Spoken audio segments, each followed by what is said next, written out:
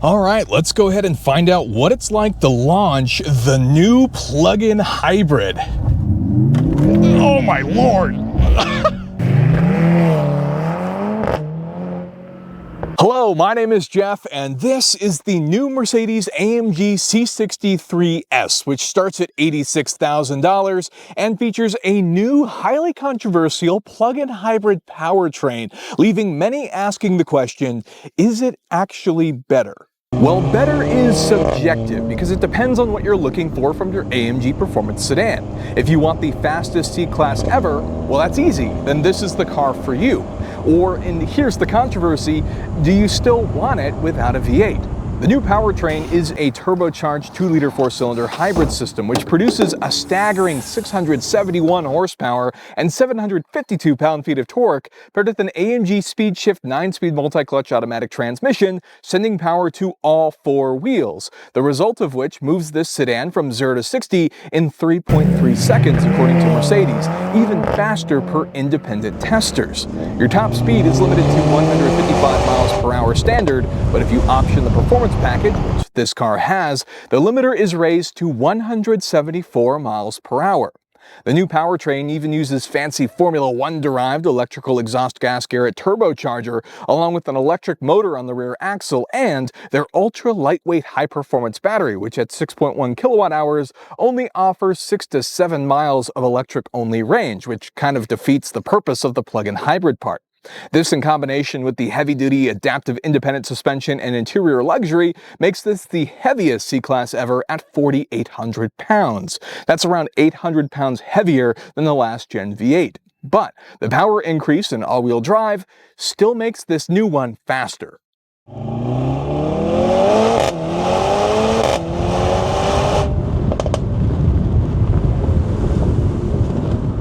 So getting up close and personal, here's the key to the AMG C63 S, and taking a look at the exterior, I think it's a good looking car, especially here in the front. It looks particularly muscular and aggressive. These wide fender flares, the aggressive hood lines and functional inlet here in the hood. Of course, you have your special AMG badging, which we all know by now has cemented itself as a performance brand. The other thing that's cool about the new C63 is you can adjust the exterior appearance with things like the carbon fiber package. This car doesn't have that, but it does have the performance package, which accentuates these front side air curtains here. And as you come to the side, you also get these side inlets there above your turbo badging and the option for some AMG wheels. In this case, we have these satin black wheels, massive disc brakes behind those, and the performance package even finishes your brake calipers in red. Continuing down the car for the performance package and carbon fiber options that are available, you could get the carbon spoiler. You won't find that here. The performance package also changes the rear diffuser and our AMG exhaust pipes. Some other cool details and styling options, you have the optional panorama roof here. You get keyless entry on all 4 doors, which I like for usability, power adjustable mirrors and cameras throughout that can adjust for the system, these nice side sills, and you have your fuel filler here on the passenger side with your plug-in hybrid filler over here on the driver's side in case you need to fill up for that 6 to 7 miles of plug-in range or just want to keep using your hybrid systems. Now, moving on to the performance, it comes as no surprise that underneath you have a fully independent suspension here on the C63 S, utilizing a multi-link setup in front and a multi-link setup in the rear with AMG adaptive suspension that will adjust itself on the fly automatically and depending on what AMG dynamic mode you're in for the best performance. The other cool part is that here in the back we even have active rear wheel steering, which will actually turn the rear wheels up to about 2.5 degrees, I believe, for better performance, which also makes for a tighter turn signal if you're pulling a U-turn, let's say, for example. But I think it's a pretty good looking vehicle, and I think it's safe to say that the looks certainly aren't hurting this new AMG. Moving on to the interior, if we open it up, it's definitely been upgraded and made more sporty here for the AMG model. And this particular car does have plenty of upgrades, including a lot of the carbon fiber that you see here. But before we jump into that, I want to show you the back seat.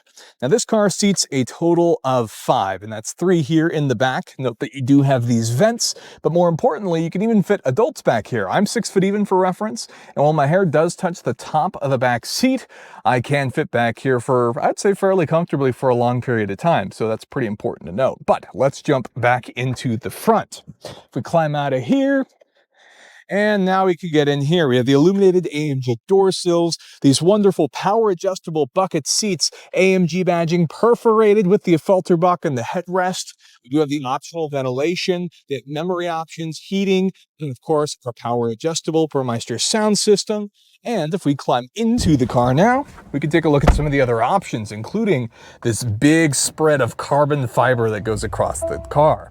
So as we take a look at what we have here, we have a heads-up display along with 2 digital displays, not to mention the fact that this is a Mercedes hybrid, so we'll have a lot of cool hybrid tech to cover. Now, of course, perhaps the most important AMG parts would be this flat-bottom steering wheel with these adjustable dials here in the middle. This right one will adjust your modes, which you can also see on the other screen here, and you have all of your sport options in addition to your standard Mercedes hybrid options, or the plug-in hybrid options, I should say, with the battery hold, even the electric mode, of course, regular comfort, all the way up to race. The other cool part is you can actually adjust the battery recuperation from this dial as well. So there's a lot of really cool integrated tech here that varies from the regular performance models we've known to love with the new hybrids. Over here on the left side, this is where you can adjust a lot of the other features, and these can be adjusted as well. Currently, this is essentially like the exhaust, but for the hybrid version and traction control. But you can change what's displayed on both of these as well and really fine-tune the car to your liking, just like some of the various settings, like the individual mode, for example. However, we'll go ahead and put it back in quiet so it's a little bit quieter. Leaves the engine off. You can see even the digital displays are slightly different from the regular cars, displaying AMG logos throughout as well. And all of this can be adjusted, including the way it's displayed on the vehicle, to whatever you like. So a lot of fine tuning in here. Mercedes always does a great job with their interiors. It's very comfortable. It looks quite sharp, but obviously has been upgraded to be a bit more sporty. These seats are phenomenal at holding you in place. You can also get things like what this car has with the upgraded glass and noise insulation. So I'm quite impressed with everything that Mercedes has been able to fit in here. I mean, the fact that you get all these various charging options, the Mercedes options, infotainment system that's quite responsive even when you use the various functionality. But as you can see here, it's also got some other cool features. All these rose petals and things that you'll see throughout the interior are because it's Valentine's Day, and so the car is celebrating that with you. So lots of incredibly cool features here that is all really easy to use and update. Same thing, the infotainment system's pretty self-explanatory with dual zone climate control, Apple CarPlay, Android Auto. All of that is inside here. So as far as the interior is concerned, this is still really, really good for the new AMG C63S. So what's it like to drive the AMG C63? Well, let me tell you this right now. This is a properly fast car that just grips up when you need it to. When you get on it, it kicks your head back. You come into a turn even, those big brakes bring the car down to a stop, and then the car kicks your head back when you accelerate. It's a seriously fast car. It's not a V8, but man, is this thing still fun on a back road. I mean, this car handles incredibly well. The fact that this is a 4-door sedan, it's impressive how well this thing sticks to the road. And I mean, it's seriously fast. It's the fastest C-Class ever. It's the heaviest C-Class ever, although you won't really notice that. You can feel a little bit of the weight as you're driving around, but the car kind of hunkers down at speed and it really just sticks to the road like glue. And as you notice when you accelerate, it pulls like a freight train. As far as the steering feedback goes, it's a bit on the numb side. Obviously, ever since we saw the invention of E-Pass, a lot of the steering feel from modern cars have kind of gone by the wayside. But still, you know, you get this nice aggressive steering wheel, you feel planted in the bucket seats. All of that really checks the boxes as far as performance sedans go. Now, let's get back to that interesting argument of, is it better than the V8 C63s?